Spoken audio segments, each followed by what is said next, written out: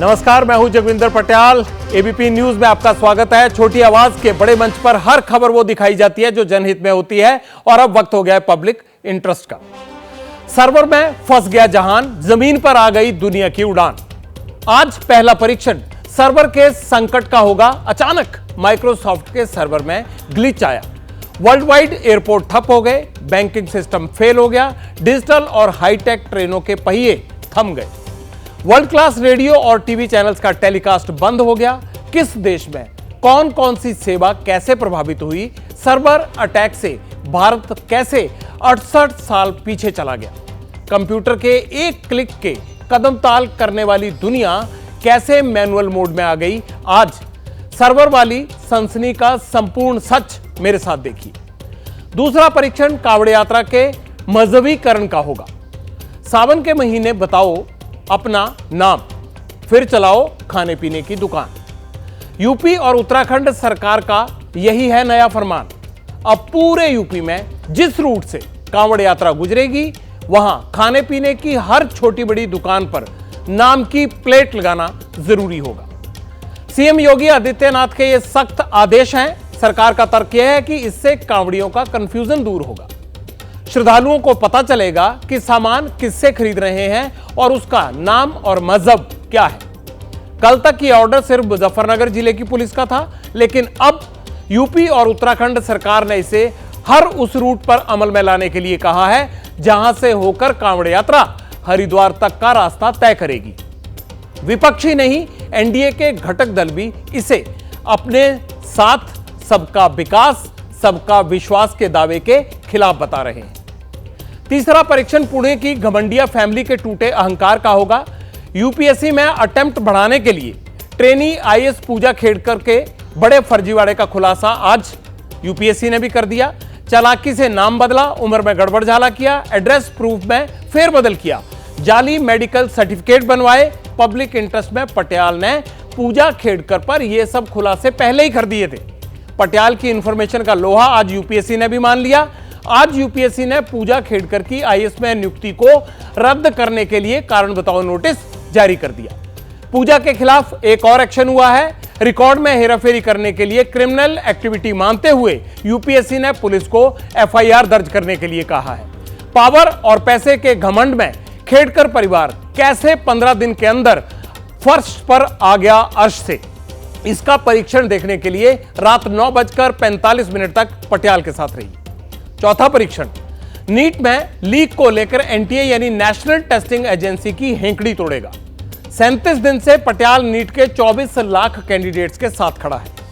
NEET का paper कैसे leak हुआ, कहां सॉल्व हुआ, लीक के मुजरिम कौन कौन है, पब्लिक इंटरेस्ट में पटियाल ने जो भी कहा उस पर कल सुप्रीम कोर्ट में मुहर लगी। आज सीबीआई ने सॉल्वर गैंग के एक और मोहरे को पकड़ा है। पटना एम्स से लेकर रांची के रिम्स तक ये जो सॉल्वर गैंग का नेटवर्क है उसे आज आप देखेंगे, जिस पर एनडीए पर्दा डाल रहा था। पब्लिक इंटरेस्ट में आज पटियाल इस पूरे नेटवर्क को बेपर्दा करेगा। देखने के लिए आप पटियाल के साथ बने रहें।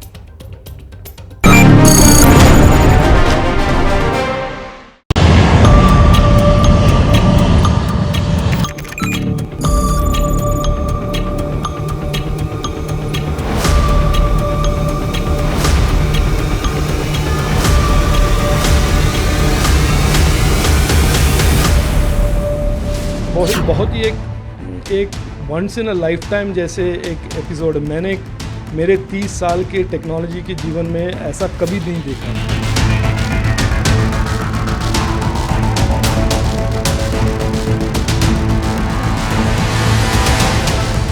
दूसरे सेकेंड ऑप्शन आपके पास होना चाहिए, क्योंकि विंडो जो उसका अराउंड 70% मार्केट पे उसका कब्जा आप कह सकते हैं, और इस तरह से इम्पैक्ट आ रहा है तो ये बहुत ही रिस्क हो सकता है।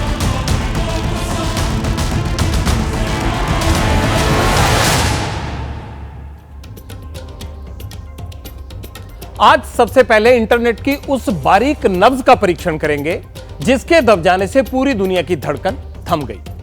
दुनिया की दिग्गज टेक कंपनी माइक्रोसॉफ्ट के सर्वर में ग्लिच आने से पूरी दुनिया को यह एहसास हो गया कि इंटरनेट के बिना अब सब कुछ संभव नहीं है। माइक्रोसॉफ्ट विंडोज की नीली स्क्रीन पर मूड ऑफ वाले इमोजी बड़ी बड़ी कंपनियों का मूड खराब करने लगे। लेकिन माइक्रोसॉफ्ट में ऐसा क्या हो गया जो दुनिया के ये लोग सोचने लगे या ये सोचने पर मजबूर हो गए कि टेक्नोलॉजी के बिना सारी दुनिया खत्म सी लगती है। पहाड़ पर टिकी इन सुविधाओं में कभी भी धोखा हो सकता है। आत्मनिर्भरता वाले दौर में इंटरनेट की अति निर्भरता के कितने नुकसान हैं? माइक्रोसॉफ्ट के ग्लिच ने दुनिया भर के देशों को कितना नुकसान पहुंचाया? कहां-कहां एयरलाइंस ठप हुई? क्या दुनिया को अस्थिर करने के लिए यह किसी बड़ी साजिश का हिस्सा है? क्या यह दुनिया के इतिहास का अब तक का सबसे बड़ा साइबर अटैक है? सुपर पावर अमेरिका हो या फिर Britain, Singapore, France, Australia, New Zealand और भारत, हर जगह हाहाकार मच गया। ब्रिटेन में स्काई न्यूज का प्रसारण बंद हो गया। पर्सनल कंप्यूटर पर मूड ऑफ वाले इमोजी और नीली स्क्रीन दिखाई देने लगी। ब्लू स्क्रीन आने के बाद सिस्टम खुद रिस्टार्ट होने लगे। साइबर क्राइसिस की यह खबर आग की तरह फैली। शेयर बाजार हिचकोले खाने लगा। भारत में भी गिरावट देखी गई। TV channels, banking services, airport, stock exchange, railway और कॉरपोरेट कंपनियां, सबका सिस्टम बैठ गया। ऑस्ट्रेलिया और ब्रिटेन के बैंकों में पैसे का लेन देन रुक गया। अमेरिका के कई राज्यों में 911 सेवा प्रभावित हुई। लंदन स्टॉक एक्सचेंज में ट्रेडिंग पर माइक्रोसॉफ्ट आउटेज एक बड़ा असर के रूप में दिखा। भारत की 5 airlines Indigo, SpiceJet, Akasha air, Vistara और एयर इंडिया एक्सप्रेस की बुकिंग और चेक इन सेवाएं प्रभावित हुई। कंप्यूटराइज्ड बोर्डिंग पर जो जितने भी जानकारियां चल रही थी वो सब बंद हो गई। यात्रियों के हाथ में लिखे हुए बोर्डिंग पास थमाए गए, क्योंकि जब बोर्डिंग नहीं बनेगा तो उसके लिए लिख कर देना पड़ा। दिल्ली एयरपोर्ट पर फ्लाइट डिपार्चर बोर्ड पर जानकारियां गायब मिली।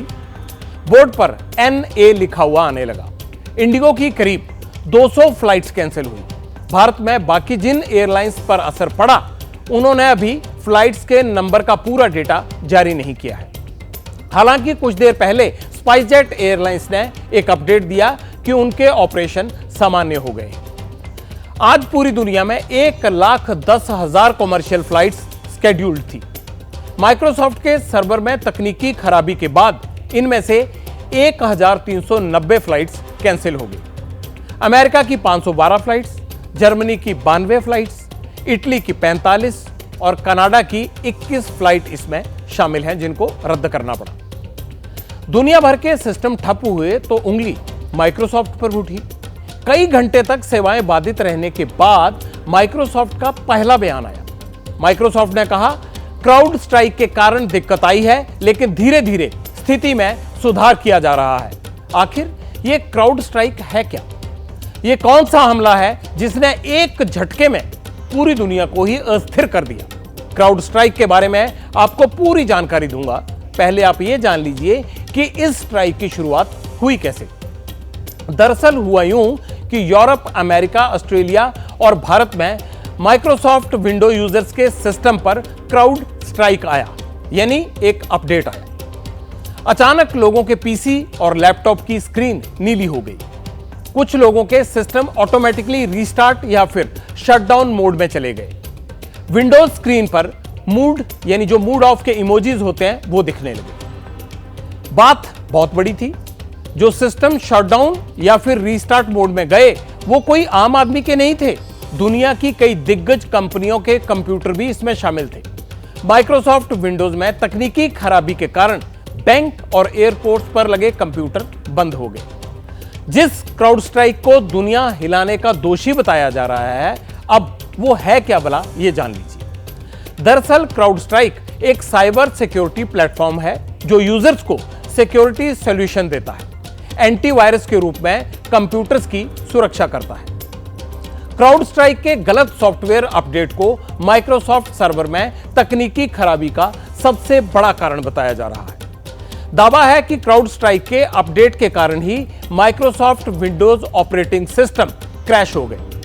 साइबर सिक्योरिटी की दुनिया की 500 से भी अधिक जो बड़ी बड़ी कंपनियां हैं, उनमें से 298 सबसे बड़ी कंपनियां क्राउड स्ट्राइक का ही इस्तेमाल करती हैं। बताया यह जा रहा है कि America based cyber security provider crowd strike के फैल्कन सेंसर में आई खराबी के कारण माइक्रोसॉफ्ट के एज्योर क्लाउड और माइक्रोसॉफ्ट 365 सर्विसेज में दिक्कत आ गई। माइक्रोसॉफ्ट एज्योर क्या होता है? यह क्लाउड कंप्यूटिंग प्लेटफॉर्म है। यह एप्लीकेशन और सर्विसेज को बनाने, डिप्लॉय और मैनेज करने का काम करता है। और माइक्रोसॉफ्ट 365 यह प्रोडक्टिविटी सॉफ्टवेयर है।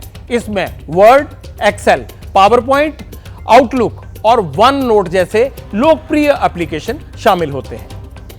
अब अगर ना एप्लीकेशन काम करे, ना ही वर्ड काम करे, ना एक्सेल काम करे, ना पावरपॉइंट काम करे, ना आउटलुक काम करे, तो हर सुविधा का ठप होना लाजमी है। लेकिन यह क्राउड स्ट्राइक वाली समस्या कितनी बड़ी है और भविष्य में इसके और क्या संकेत छिपे हुए हैं कि ऐसी समस्या अगर दोबारा होती है या कोई ऐसा साइबर अटैक होता है तो कितनी बड़ी ये समस्या होगी, कितनी बड़ी ये दिक्कत होगी? ये जानने के लिए मैंने साइबर सिक्योरिटी एक्सपर्ट पवन दुग्गल से बात की। आप भी सुनिए। मुझे लगता है कि कहीं ना कहीं इसे तकनीकी खराबी ना समझ के आपको उसके ब्रॉडर पैरामीटर्स पर तवज्जो डालने की आवश्यकता है, क्योंकि कहीं ना कहीं जब पूरे इतने बड़े पैमाने पर अंतर्राष्ट्रीय स्तर पर इम्पैक्ट नजर आता है तो लाजमी सी बात है कहीं ना कहीं ये साइबर सुरक्षा में सेंध का मामला नजर आता है। इन्वेस्टिगेशंस की आवश्यकता होगी इस बात को डिटरमिन करने के लिए कि क्या साइबर सुरक्षा में सेंध थी या नहीं थी। दूसरी बात, क्योंकि कहीं ना कहीं लोगों को डराने का उद्देश्य भी था इस एपिसोड का, तो साइबर टेरर के भी कुछ सुराग हैं जो सामने नजर आते हैं, जो इन्वेस्टिगेट करने की जरूरत है। एक बुनियादी सवाल जो खड़ा होता है कि क्या कंपनी को आप अनुमति दे सकते हैं कि साहब वो कहे कि साहब एक छोटी सी टेक्निकल ग्लिच है थी और मैं अपना पल्ला झाड़ रही हूँ। राष्ट्रों को इसे वेकअप कॉल समझने की जरूरत है और अपनी जो साइबर सुरक्षा के पोस्चर्स हैं उनको इम्प्रूव करने की आवश्यकता है। क्यों? क्योंकि आज जैसे एपिसोड ने दिखा दिया कि साहब अगर आपकी तैयारी पूरी नहीं हुई तो आप कहीं ना कहीं इन एपिसोड्स में केवल विक्टिम बने रहेंगे और आपकी कहीं ना कहीं राष्ट्र होने के नाते प्रभुता, अखंडता या सुरक्षा भी नकारात्मक होने रूप से प्रभावित होने की क्षमता रख पाएगी। माइक्रोसॉफ्ट के सिस्टम में आई समस्या का बड़ा असर भारत पर भी पड़ा। देश भर के कई एयरपोर्ट्स पर फ्लाइट्स कैंसिल हुई। लखनऊ एयरपोर्ट पर फ्लाइट कैंसिल होने की वजह से यात्रियों ने हंगामा भी किया। लखनऊ से दिल्ली जाने के लिए केंद्रीय मंत्री शिवराज सिंह चौहान फ्लाइट नहीं पकड़ पाए। इंदौर में 3 फ्लाइट्स कैंसिल की गई। मुंबई से इंदौर जाने वाली फ्लाइट्स भी कैंसिल करनी पड़ी। दावा यह किया जा रहा है कि माइक्रोसॉफ्ट आउटेज का असर शेयर बाजार पर भी पड़ा। कई ऑनलाइन ब्रोकरेज कंपनियों के कस्टमर शेयर मार्केट में ट्रेडिंग नहीं कर पाए। नुवामा, 5 पैसा और IIFL सिक्योरिटीज जैसे कई दूसरे ब्रोकरेज हाउस पर इसका बड़ा असर देखा गया। ना लोग शेयर खरीद पा रहे थे और ना ही बेच पा रहे थे। जिसका पैसा जहां था वहीं फंसा रह गया। सूत्रों के मुताबिक भारत सरकार ने NIC यानी नेशनल इंफॉर्मेटिक्स सेंटर पर माइक्रोसॉफ्ट के आउटेज का ज्यादा असर नहीं पड़ा। इसका बड़ा कारण यह रहा कि NIC फाल्कन की सेवाएं नहीं लेता है। अगर NIC पर भी इसका असर पड़ता तो देश की तमाम सरकारी वेबसाइट्स ठप हो सकती थी।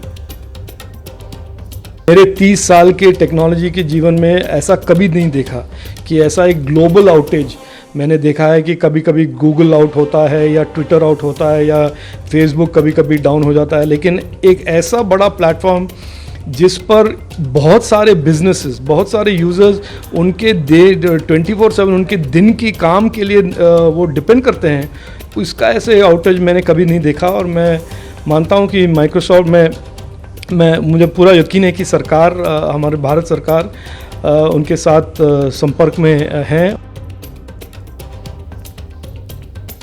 दुनिया की 70% से ज्यादा आबादी इंटरनेट और कंप्यूटर्स पर निर्भर है। इंटरनेट से जुड़ी सुविधाओं में फॉल्ट आ जाए तो लोगों का परेशान होना लाजमी है। अब कुछ उदाहरण के तौर पर मैं आपको समझाता हूं कि माइक्रोसॉफ्ट के सर्वर में आई खराबी से आम आदमी को कहां-कहां परेशानी हुई। आम आदमी बैंक में गया तो पैसे नहीं निकाल सका, बैंक ने कह दिया सर्वर डाउन है। एयरपोर्ट में फ्लाइट पकड़ने गया तो पता चला कि सिस्टम काम नहीं कर रहा है। ट्रेन का टिकट लेने गया तो कंप्यूटर नहीं चलने की वजह से टिकट बुक नहीं हुआ। माइक्रोसॉफ्ट सर्वर की खबर देखने के लिए टीवी ऑन किया तो वो भी ऑफ एयर मिला। डॉक्टर से अपॉइंटमेंट मिलने में दिक्कत हुई। शेयर मार्केट में ट्रेडिंग बंद हो गई।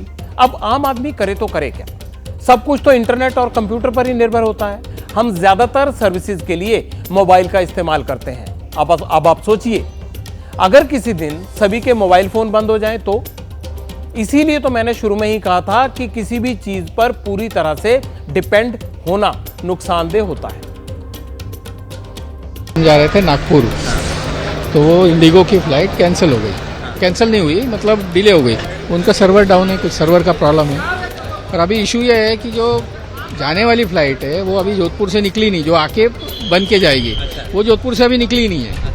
अभी डिले का कुछ बता नहीं रहे। एक बार फाइनल बता दे तो हम लोग, या तो कैंसिल बोल दे तो हम लोग आगे कुछ सोच सकते हैं ना। रायपुर से मुंबई आए और मुंबई से अभी हमारी फ्लाइट थी उदयपुर के लिए।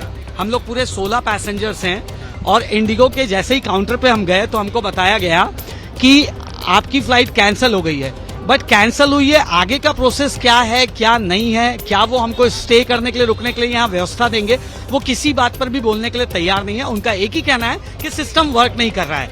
तो कब तक सिस्टम वर्क करेगा, क्या करेगा, इसकी कोई भी गारंटी नहीं है। और हम लोग परेशान हो रहे हैं। यहाँ पर बैठने की भी व्यवस्था नहीं है, किसी प्रकार की कोई व्यवस्था यहाँ पर नहीं है। आज माइक्रोसॉफ्ट का सर्वर आउटेज इतिहास का सबसे बड़ा क्रैश हो सकता है, लेकिन सर्वर ठप होने की समस्या कोई नई नहीं है। अगस्त 2023 में इंडिगो एयरलाइंस का सर्वर 4 घंटे तक ठप रहा। अक्टूबर 2023 में चेन्नई हवाई अड्डे की सर्विस भी करीब 3-4 घंटे ठप रही। जनवरी 2023 में federal aviation administration system outage के चलते अमेरिका में हजारों उड़ानों में देरी हुई, उड़ानें रद्द भी करनी पड़ी थी। कहते हैं समस्या होती है तो समाधान भी होता है। आज माइक्रोसॉफ्ट ने भी समाधान खोज लिया होगा, लेकिन आम लोग इस तरह की साइबर समस्याओं से कैसे बचें? अपने पीसी को कैसे सुरक्षित रखें? साइबर एक्सपर्ट ध्रुव पंडित से ये जानिए। यहाँ पे अब 2 ही रास्ते हैं। या तो विंडोज की पूरी सिस्टम को, माइक्रोसॉफ्ट को उनके लेवल से पूरा रिस्टार्ट करके रिफ्रेश करना पड़ेगा, या इमीडिएट बेसिस पे जब तक क्राउडस्ट्राइक कोई रिपोर्ट ऐसा नहीं देता है कि हमारे वहां पे साइबर अटैक नहीं था, हम पूरा डिसइंफेक्टेड है, हमारी वजह से किसी को दिक्कत नहीं आएगी, तब तक के लिए क्राउडस्ट्राइक को निकाल के कोई ऐसा सेंसर लगाना चाहिए जिसमें सेफ्टी मेजर्स भी सिक्योर रहे और साथ ही साथ में विंडोज की सिस्टम अपडेट होके और ये दोनों चीजें मिलके आपका एक कंटिन्यू प्रोसेस आ जाए और आपका बिजनेस कंटिन्यू हो जाए। इसके कंपेयर में और भी OEM है, जैसे पोलो अल्टो का कॉर्टेक्स XDR आता है, ट्रेंड माइक्रो का XDR आता है। ये OEM ऑलरेडी एक्टिवेटेड है और ये भी बहुत बड़ी कंपनियां हैं जो कंपनियां ऑन द स्पॉट इसको स्विच कर सकती है। अब इधर बात इतनी सी है कि इंडिया में, जैसे हमारे भारत में एयरपोर्ट है, स्टॉक ब्रोकिंग है, बैंकिंग फर्म है, जहां पे ये इंपैक्ट हुआ है उनके ऊपर है कि वो कितना फास्टली और इमीडिएटली इस पर रिस्पॉन्स करके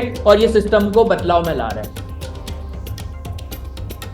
माइक्रोसॉफ्ट दुनिया की दिग्गज टेक कंपनी है। पूरी दुनिया में माइक्रोसॉफ्ट के 2 लाख से ज्यादा कर्मचारी हैं, तो 150 करोड़ से ज्यादा माइक्रोसॉफ्ट विंडो ऑपरेटिंग सिस्टम का इस्तेमाल भी करते हैं।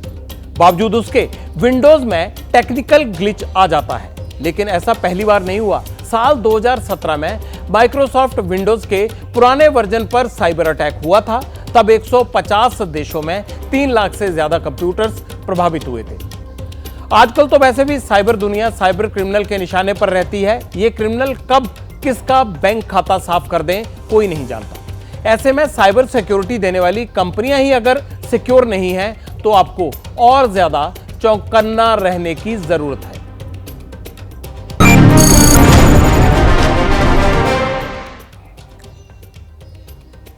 पब्लिक इंटरेस्ट में अब यूपी के दुकानदारों के लिए आए सेल्फ वेरिफिकेशन वाले सरकारी फरमान का परीक्षण होगा।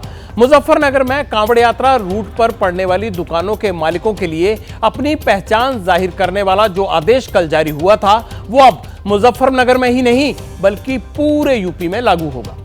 इसका मतलब यह है कि यूपी के जहां से भी कांवड़ियों की यात्राएं निकलेंगी, उन रास्तों पर आने वाली खाने पीने की सभी दुकानों पर मालिकों को अपने नाम की प्लेट लगानी होगी। यूपी सरकार का आदेश है कि यह दुकानों के बाहर जानकारी देना जरूरी होगा कि उसका मालिक कौन है, उसका नाम क्या है। योगी सरकार ने यह आदेश भी दिया है कि कांवड़ यात्राओं वाले इलाकों में अगर कोई हलाल सर्टिफाइड सामान बेचेगा तो उसके खिलाफ एक्शन होगा। आज एक और बड़ा डेवलपमेंट हुआ है। कांवड़ यात्रा के दौरान दुकानदारों के लिए सेल्फ वेरिफिकेशन वाला यह आदेश अब सिर्फ उत्तर प्रदेश तक ही सीमित नहीं है।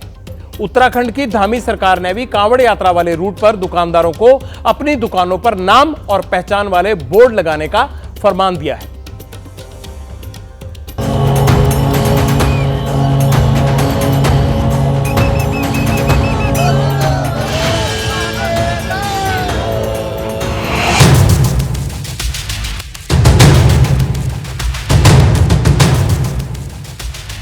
प्रत्येक सामान का नाम, सामान का रेट, एक सूची बाहर लगाएंगे, अपनी दुकान के बाहर लगाएंगे। साथ ही साथ उसमें अपना मोबाइल नंबर, बारकोड भी रखेंगे, डालेंगे। तो चीन की दीवार है ना, ऐसी दीवार खड़ी कर, उससे ऊंची दीवार खड़ी करने की कोशिश कर रहे हैं लोग। ऐसा ना होना चाहिए। बोर्ड पढ़ के चलते हैं भैया, क्या लोग भाई अपनों से ले गए। इस चीज से बहुत फर्क पड़ रहा है। परचून का वाला, ठेले वाला, केले वाला, सेब वाला क्या कमा रहा? पता आपको क्या कमा रहा? नहीं पता ना। घर बैठ कर रोटी सेक रहे आराम से बस। किसी के साथ भोले के साथ कोई दुर्घटना ना हो। एक तबके के प्रति संदेह पैदा करता है। जो सामाजिक सद्भाव पश्चिमी यूपी में सदियों से बना हुआ है। अरे हिंदू मुस्लिम की सोच और कुछ भी नहीं है। रोजगार पे कोई असर नहीं, रोजगार पे तो कोई असर नहीं है। मुस्लिमों को बांटने की साजिश है, इससे नुकसान होगा हिंदुओं को भी और मुसलमानों को भी। जो हम दुकान कर रहे हैं उसके आधार पे वो हमारा आधार कार्ड चेक कर रहे हैं। अपना आधार कार्ड लगाओ और मतलब यहाँ से लिस्ट लगा के बनानी है। बस लिस्ट तो ये फायदा है, अब लिस्ट लग गई है तो खाली हिंदी लगा सकता है। अब नाम बदल कर नहीं, पहले नाम बदल के वोट लगा रहे थे। इस तरह नाम लिखने की मुजफ्फरनगर प्रशासन ने जो कार्रवाई की है, ये कोई बहुत उचित बात नहीं है। सामाजिक और एक हिंदू मुस्लिम का स्कूल दे रहे हैं, ये हिंदू मुस्लिम का विषय नहीं है, ये सामाजिक सौहार्द का विषय है। और भाजपा की सरकारें बौखला गई हैं। जो फल सब्जियों में केमिकल की मिलावट करी जाती है वो भी बंद होगी, क्योंकि जब लाइसेंस होगा तो सब चीज जांच पड़ताल करके ही लाइसेंस मिलता है। कि नफरत फैलाने के अलावा बीजेपी को दूसरा कोई काम नहीं आता है, लेकिन लोगों ने इसको नकार दिया।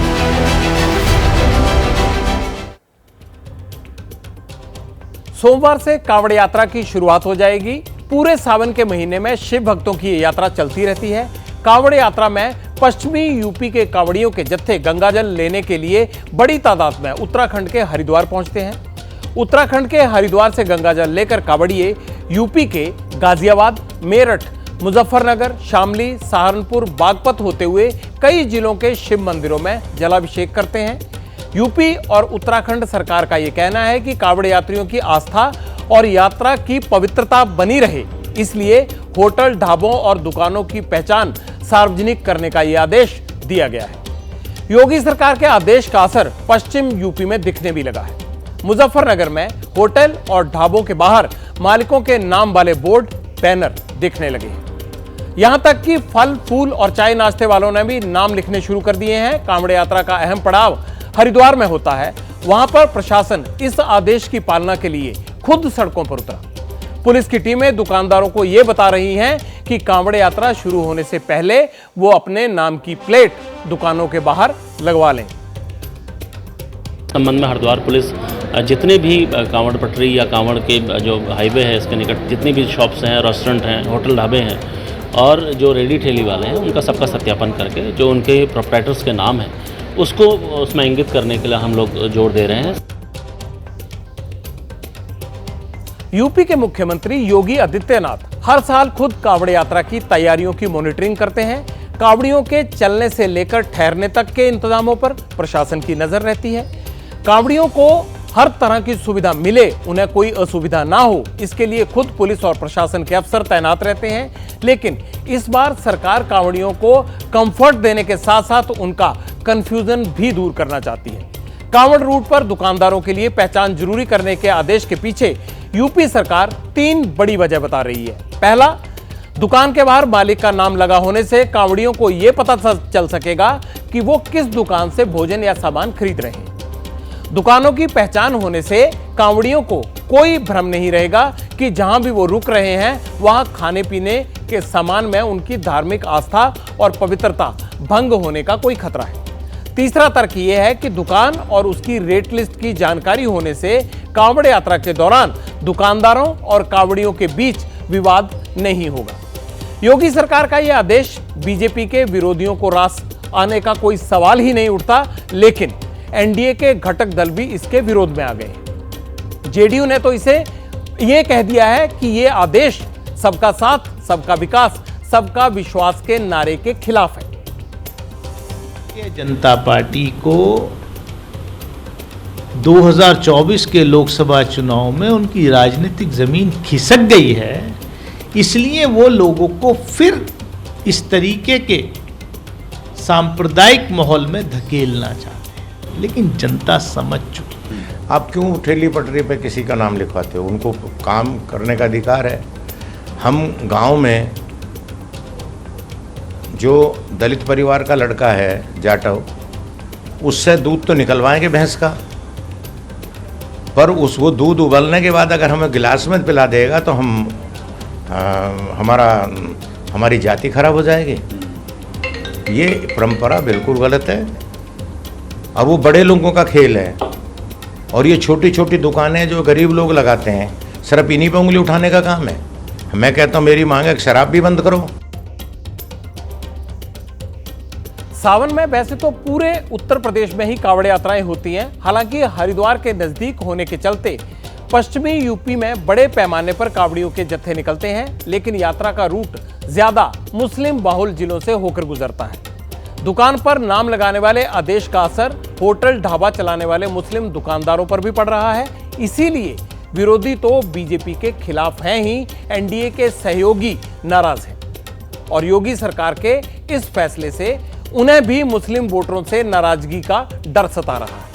ऐसा इसलिए माना जा रहा है क्योंकि हाल ही में हुए लोकसभा चुनाव में 20% से ज्यादा मुस्लिम बहुल वाली 36 में से 13 सीटें समाजवादी पार्टी ने जीती थी। 4 सीट पर कांग्रेस ने बाजी मारी थी, जबकि 1 सीट चंद्रशेखर आजाद को मिली। एनडीए को 18 सीटें मिली और इनमें से बीजेपी के खाते में सिर्फ 16 सीटें आई। जयंत चौधरी की आरएलडी को 2 सीटें मिली। इन्हीं 36 मुस्लिम बहुल वाली सीटों की तुलना अगर हम 2019 वाले लोकसभा चुनाव से करते हैं तो तब इन 36 में से 27 सीटों पर बीजेपी की जीत हुई थी, जबकि बीएसपी ने 5 और समाजवादी पार्टी ने 4 सीटें जीती थी। बीजेपी के विरोधी ये मानते हैं कि यूपी की 10 विधानसभा सीटों पर उपचुनाव होने हैं। इसीलिए कांवड़ यात्रा के दौरान योगी सरकार का ऐसा फैसला बीजेपी की ध्रुवीकरण की रणनीति का हिस्सा है। सिस्टम की नजर में सब चंगा लगता है जी। सिस्टम डंके की चोट पर यह कह रहा है कि 90% मुस्लिम सरकार के फैसले के साथ खड़े हैं। तो क्या वाकई भाईजान योगी सरकार के फैसले से खुश हैं? उन्हें दुकान के मजहबीकरण नाम से लेकर उनको नाम बताने तक कोई भी दिक्कत नहीं है। पब्लिक इंटरेस्ट में पटियाल ने इसकी भी पड़ताल की। सब चंगा बताने वाले सिस्टम को मुस्लिम दुकानदारों की बात गौर से सुननी चाहिए। अपना नाम लिख लो, ये लिख लो, क्या है? कभी तो ऐसा देखा नहीं। अभी बस कुछ भी नहीं है, हिंदू मुस्लिम और क्या है। वो पहला कभी जिंदगी में आज तक भी नहीं हुआ ऐसा, इतने भी हो रहा है ऐसा। अब 2-2, 3-3 दफा लिखवा रहे, दूसरे लिखवाओ, तीसरे लिखवाओ, करने पड़े मियां। सभा कर रहे हैं। बोर्ड लगाना ठीक है गलत है? गलत है जी, जो सही नहीं है। क्या लग रहा है? देख रहा हूँ हलवाई की दुकान पे, सामने जनरल स्टोर है, सबकी दुकान पे इस तरीके से। बताओ क्या अच्छा लग रहा है? बताओ क्या अच्छा लग रहा है? ये है हिंदू मुस्लिम कर रखी है, बताओ कर नहीं रखीगा? बताओ और क्या चाहो? अच्छा, कब से? कभी जिंदगी में ऐसा नहीं हुआ जैसा अब के हो रहा। कहने तकलीफ हो रही है? हाँ, तकलीफ हो रही है और तकलीफ नहीं हो रही। बोर्ड से दिक्कत है? अब तो सारी हो रही दिक्कत। देखो नाम का फर्क पड़ गया बहुत ज्यादा। जो आएंगे बस्ती के आ सके, बाहर का तो कोई नहीं आएगा। अब जा बाहर का आदमी जो है नहीं देखने के बाद जो एकदम पीछे हट जाएगा। पहली बार लगे आप, हमारी यहीं की पैदाइश है, यहाँ यहीं के रहने वाले हम, और तक बचपन से ही देखते आ रहे, अभी आके हो रहा है सब, पहले कुछ भी नहीं हुआ। क्या लग रहा है चाचा? भाई हमें तो यही लग रहा है भाई, ये सर मुसलमानों के ही पीछे है भाई, ये जो भी काम चल रहे हैं।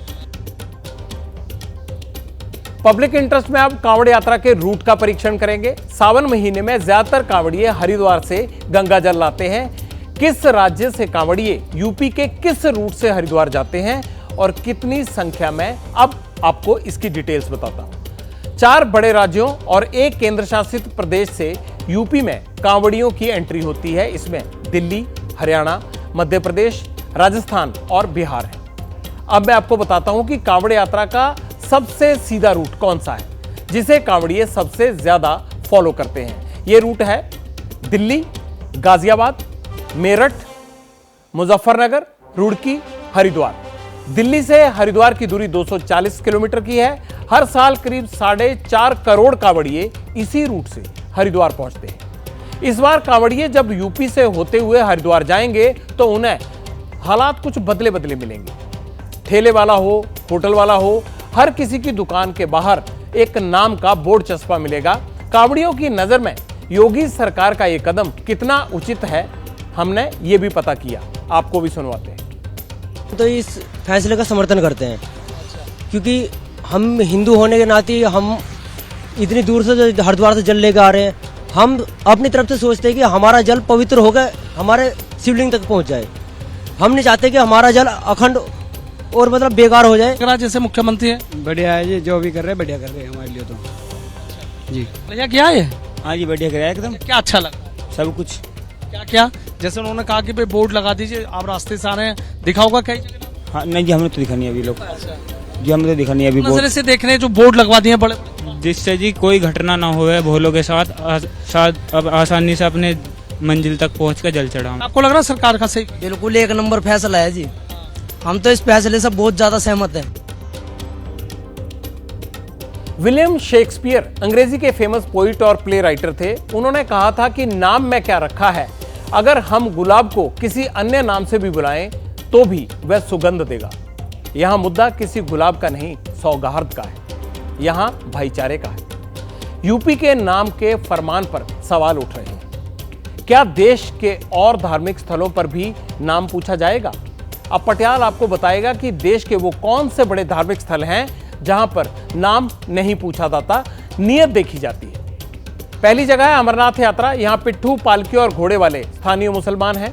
दूसरी है वैष्णो देवी यात्रा। यहां भी पालकी, घोड़े वाले स्थानीय मुसलमान अपनी सेवाएं देते हैं। तीसरा है मकर संक्रांति और पतंग फेस्टिवल। गुजरात में बड़े पैमाने पर मुस्लिम ही पतंग और उसका सामान बेचते हैं। चौथी है दिल्ली के फूल वालों की सैर। इसमें भी हिंदू मुसलमान मिलकर योगमाया मंदिर और कुतुबुद्दीन बख्तियार काकी की दरगाह पर चादर चढ़ाते हैं। अब जब इन धार्मिक स्थलों पर कोई किसी का नाम नहीं पूछता, धर्म नहीं पूछता, तो फिर कांवड़ यात्रा में ही क्यों पूछा जा रहा है?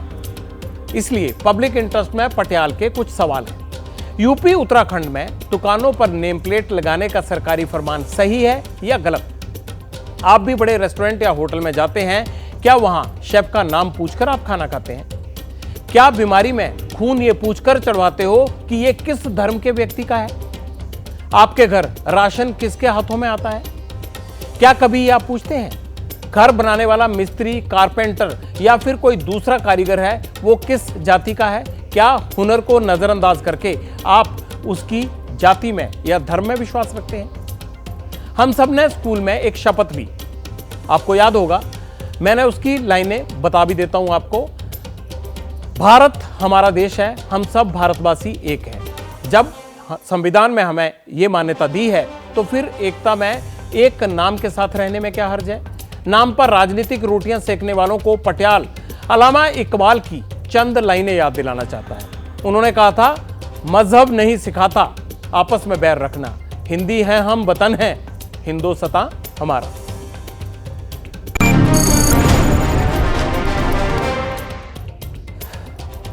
विनाश काले विपरीत बुद्धि, इसी थ्योरी को आधार बताकर अब पटियाल पुणे की घमंडिया फैमिली के टूटते अहंकार का परीक्षण करेगा।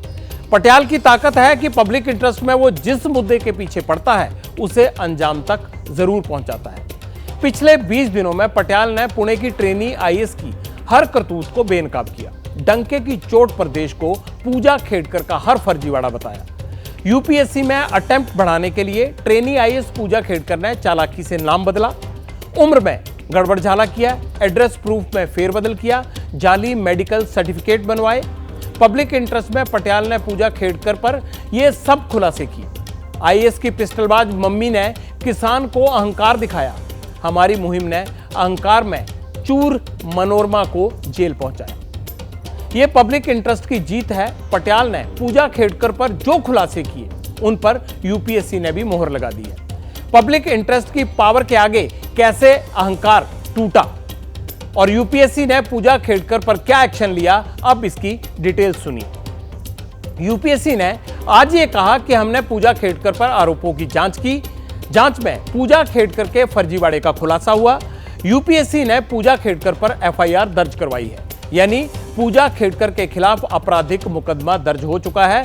पटियाल भी यही कह रहा था, फर्जीवाड़े के लिए क्यों ना पूजा खेड़कर के खिलाफ आपराधिक केस चले। जांच का दूसरा पॉइंट, पूजा खेड़कर ने यूपीएससी में अपने अटेम्प्ट बढ़ाने के लिए कैसे चालाकी से अपना नाम बदला। पूजा ने ऐसा इसलिए किया ताकि वो फिर से परीक्षा में बैठ सके।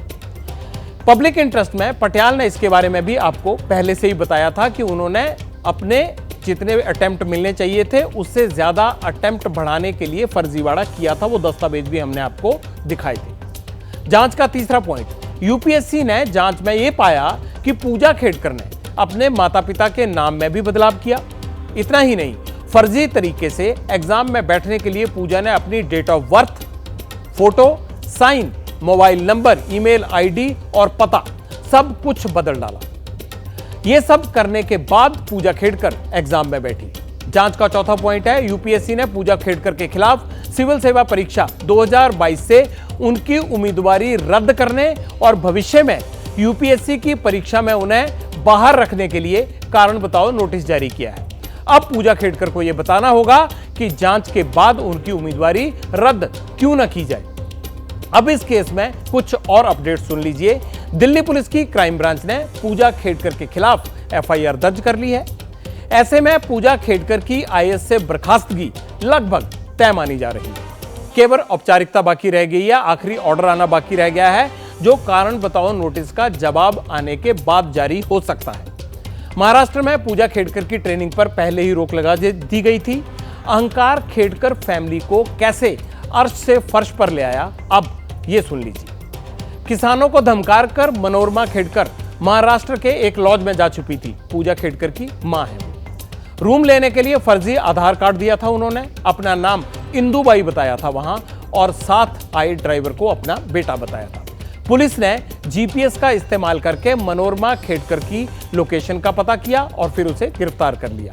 उधर आईएएस के पिता दिलीप भी इसी मामले में फरार चल रहे थे। कल कोर्ट में अग्रिम जमानत याचिका उन्होंने दायर की थी। आज उन्हें जमानत मिल भी गई।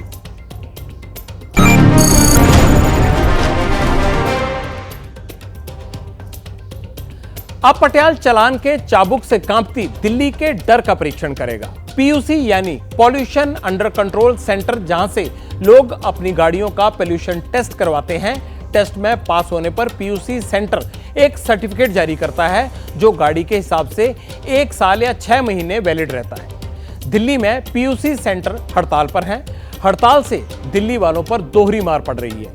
एक तो पीयूसी सेंटर से पॉल्यूशन सर्टिफिकेट नहीं बन रहा, दूसरा पीयूसी के बिना पुलिस 10,000 रुपए तक का चालान काट रही है। दिल्ली के दर्द का परीक्षण करूं उससे पहले आपको पॉल्यूशन सर्टिफिकेट की अहमियत बता देता हूं। पॉल्यूशन सर्टिफिकेट किसी भी वाहन चालक के लिए अहम दस्तावेज होता है। यह सर्टिफिकेट ना होने पर 10,000 रुपए तक का चालान हो सकता है। लेकिन दिल्ली के 400 पीयूसी पॉल्यूशन सेंटर बंद पड़े हैं। पॉल्यूशन सर्टिफिकेट वहां नहीं बन रहे हैं, जिन्हें वक्त वक्त पर रिन्यू भी करवाना जरूरी होता है। दिल्ली में पॉल्यूशन अंडर कंट्रोल सेंटर क्यों बंद है, इसकी वजह क्या है और दिल्ली में किसने पीयूसी सेंटर को इस तरह से करने के लिए आमादा किया, उन पर दबाव बनाया या जरूरी समझा, यह भी पटियाल आपको बताएगा। उनकी संख्या भी आपको बताता हूं। पॉल्यूशन सेंटर पीयूसी की दरें बढ़ाने की मांग है, यानी वो ये कह रहे हैं कि जो सर्टिफिकेट की कीमत है उसकी उन्हें ज्यादा कीमत मिलनी चाहिए। इसे लेकर पीयूसी सेंटर सोमवार से हड़ताल पर है। दिल्ली में 400 पेट्रोल पंपों पर 644 पीयूसी सेंटर हैं। दिल्ली में रोजाना औसतन 12,000 गाड़ियों की प्रदूषण जांच होती है। इससे करीब 10 लाख रुपए पीयूसी सेंटर कमाते हैं। पीयूसी सेंटर की हड़ताल से लोग परेशान हैं। सर्टिफिकेट के लिए हरियाणा और यूपी में जाना पड़ रहा है उनको, क्योंकि यहां वो सर्टिफिकेट नहीं बन रहे हैं। दिल्ली में प्रदूषण जांच केंद्रों की हड़ताल का असर क्या पड़ रहा है, ये जानने के लिए एबीपी न्यूज संवाददाता राम कुमार दिल्ली के एक पीयूसी सेंटर पर पहुंचे। दिल्ली पीयूसी कराने आ रहे, लेकिन कोई ऐसा नहीं कर रहा और उनसे कितनी परेशानी हो रही है, इसकी ग्राउंड रिपोर्ट आपको देखनी चाहिए। उससे ये तस्वीर साफ हो जाएगी कि ये समस्या वाहन चालकों के सामने कैसे आ रही है। राजधानी दिल्ली में पीयूसी सेंटर हड़ताल पर हैं, जिसको लेकर हम पड़ताल के लिए पहुंचे हैं दिल्ली के जनपथ या पेट्रोल पंप पर, जहां ये पीयूसी सेंटर है। पीयूसी सेंटर आप देख सकते हैं, यानी कि 15 जुलाई से यानी कि प्रोटेस्ट पर है। ऐसे में जो लोगों को परेशानियों का सामना करना पड़ रहा है। सुरजीत सिंह, ये बताइए कि आप क्या लेने के लिए आए थे? पोल्यूशन कराने के लिए। पोल्यूशन, आपकी गाड़ियाँ खत्म हो चुकी है? हाँ जी, हाँ जी। तो अब क्या करेंगे आप? क्या करेंगे अब? कुछ ना कुछ समाधान होगा तो ठीक है, नहीं तो चल रहे हैं, फिर कोई बात नहीं। गाड़ी को आपके पकड़ लिया तो क्या करेंगे? गाड़ी को पुलिस ने पकड़ लिया तो अब कोई हल नहीं है ना इसका। पॉल्यूशन सेंटर की हड़ताल की पड़ताल का सिलसिला हमने आगे बढ़ाया तो कुछ और लोगों से बात हुई, वो क्या कहते हैं ये भी सुनिए। मैं पोल्यूशन चेक कराने आया था, पीछे पुलिस वालों ने रोक लिया था। वो कह रहे 20,000 रुपये का चलाना है, कोर्ट का करूं कैश करूं, कैश 1,000 रुपये दे दो। मैंने कहा मैं क्यों दूं, मैं 2-3 पेट्रोल पंप घूम लिया हूं ऑलरेडी। तो पूरे इंडिया का पोर्टल डाउन चल रहा है, अब मैं कैसे कराऊं और कहां से कराऊं? आजकल तो हर कोई रोक के पीयूसी पूछ लेता है, तो कस्टमर क्या करेगा? मतलब हम रोड टैक्स भी दें, सारे टैक्सेस दें, लेकिन उसके बाद में भी क्या करेगा?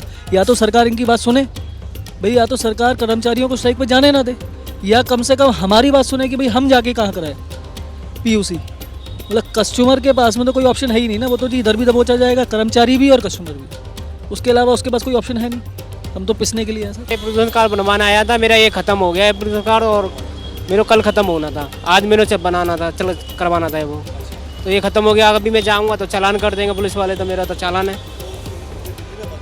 पूरे दिल्ली में बंद है ये, मेरे को नहीं पता, लेकिन मैंने देखा तो यहाँ ये बंद पड़ा। मैं तो बनवाने आया था ये प्रदूषण कार्ड, इसका नहीं हुआ तो आगे जाएंगे और चालान कट गया तो मैं क्या करूँ? मैं गरीब आदमी, मेरा तो चालान काट देंगे।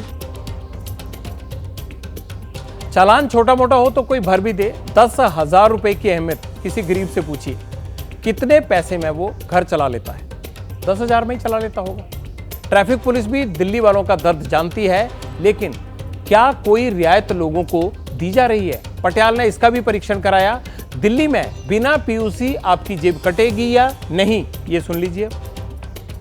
हमारी नौकरी तो देखो चालान करने की है, ठीक है ना। जो हमें विजिबल वोलेशन दिखाई देता है उसमें हम गाड़ी को रोकते हैं, बाकी उसके डॉक्यूमेंट्स अगर पूरे नहीं मिल पा रहे हैं टाइम से तो उनका फिर चालान होता है। हाँ, जैसे पोल्यूशन खत्म हो गया तो पोल्यूशन तो हम बाद में, पहले हम विजिबल वोलेशन देखते हैं। हाँ, जैसे रेड लाइट जंप कर दी, सीट बेल्ट नहीं लगा रखी है, हाँ, अगर वो गाड़ी ओनर नहीं है और गाड़ी ओनर कोई और है तो गाड़ी ओनर का भी चालान निकलता है। हड़ताल की असल वजह जानने के लिए हमने Delhi petrol pump dealers association के महासचिव विवेक बनर्जी से बात की। दिल्ली का पीयूसी वाला संकट कैसे टलेगा, उनसे सुनिए।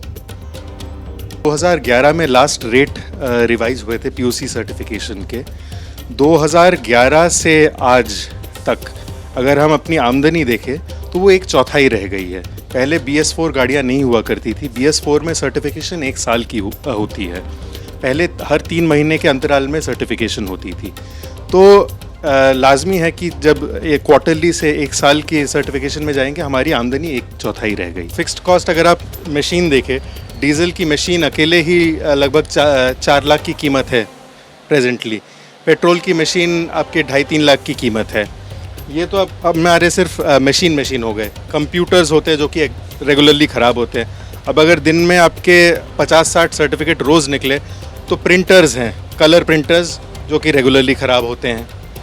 तो और इन मशीन के अंदर जब सारा स्मोक आता है, उसको रोकने के लिए फ़िल्टर्स होते हैं। फ़िल्टर्स की बहुत ज़्यादा रेगुलर खपत है, तो वो एक मेजर कॉस्ट है। फिर प्रिंटिंग के लिए पेपर है, तो सारे खर्चे हैं। सैलरी है, सैलरी सबसे मेजर कॉस्ट है। यह हड़ताल कब खत्म होगी, इसकी कोई डेडलाइन नहीं है। ऐसे में दिल्ली वालों के दर्द को ट्रैफिक पुलिस के आला अफसर कितना समझते हैं? हड़ताल जारी रहती है तो क्या दिल्ली वालों को चालान में रियायत मिलेगी? पटियाल ने यह सवाल दिल्ली ट्रैफिक पुलिस के additional CP traffic Dinesh Kumar Gupta से भी पूछा। देखिए, इसमें हमको अभी कोई दिल्ली सरकार से इस प्रकार का कोई ट्रांसपोर्ट डिपार्टमेंट से ऐसा कोई इंस्ट्रक्शंस नहीं आया है कि अभी आप जो हैं कोई अपनी तरफ से आप रियायत बरतिए या क्यों ना करें। तो इसमें अभी तो हम लोग एज पर लॉ ही एक्शन करेंगे, जो हमारे लॉ, अगर PUCC किसी का नहीं है तो will take action as per law. Traffic police ने गेंद सरकार के पाले में डाल दी है, यानी जब तक दिल्ली सरकार नोटिफिकेशन जारी नहीं करती तब तक दिल्ली वालों के चालान कटते रहेंगे। पटियाल का मानना यह है कि सरकारें जनता की सहूलियत की गारंटी देती हैं, लेकिन जब सिस्टम नाकाम होता है तो पिसती पब्लिक है। दिल्ली में ऐसा ही हो रहा है। मेरी गुजारिश है, दिल्ली सरकार PUC वाले संकट की तुरंत काट निकाले, ताकि दिल्ली वाले बिना चालान के डर से घर से अपनी गाड़ी लेकर निकल सके।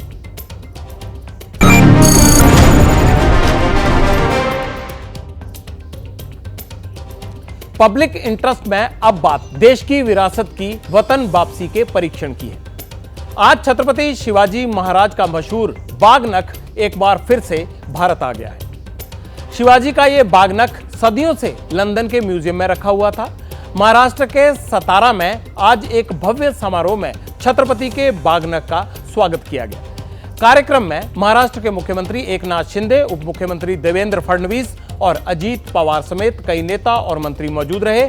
शिवाजी महाराज का बागनख और शौर्य का उनका ये प्रतीक माना जाता है, इसीलिए छत्रपति के इस खास हथियार को एक बार फिर से सतारा में छत्रपति महाराज के म्यूजियम में रखा गया है। बागनख को 3 साल के लिए सतारा के म्यूजियम में रखा जाएगा। महाराष्ट्र के लिए छत्रपति शिवाजी का ये बागनख क्यों इतना अहम है, अब ये जान लीजिए। बागनख का ये पंजा ऐतिहासिक रूप से महत्वपूर्ण है। बताया जाता है कि बागनख का इस्तेमाल शिवाजी ने 1659 में किया था। इसी हथियार से शिवाजी महाराज ने बीजापुर सल्तनत के जनरल अफजल खान की हत्या की थी। इलेक्टोरल बॉन्ड की जांच के मामले में एक बड़ी जानकारी मिल रही है। चुनावी बॉन्ड के जरिए चंदा लेने की SIT जांच की मांग उठ रही थी, जिस पर अब 22 जुलाई को सुप्रीम कोर्ट में सुनवाई होगी। आपको बता दें कि इलेक्टोरल बॉन्ड के जरिए दिए गए चुनावी चंदे में करोड़ों रुपए के घोटाले के आरोप लग रहे हैं। दिल्ली के मुख्यमंत्री अरविंद केजरीवाल की पत्नी सुनीता केजरीवाल कल पंचकुला में मौजूद रहेंगी। इस दौरान सुनीता केजरीवाल आम आदमी पार्टी की गारंटियां बताएंगी और हरियाणा विधानसभा चुनाव के लिए घोषणा पत्र भी जारी करेंगी। बेंगलुरु में धोती पहनकर आए किसान को मॉल में एंट्री न देना GT मॉल को भारी पड़ गया। किसान का वीडियो वायरल होने के बाद मुद्दा विधानसभा में भी उठाया गया। सरकारी आदेश के बाद मॉल को 1 हफ्ते के लिए सील कर दिया गया। पब्लिक इंटरेस्ट में आज इतना ही। सोमवार को होगी आपसे मुलाकात। अब मुझे इजाजत दीजिए। आप अपना ख्याल रखिए। शुभ रात्रि।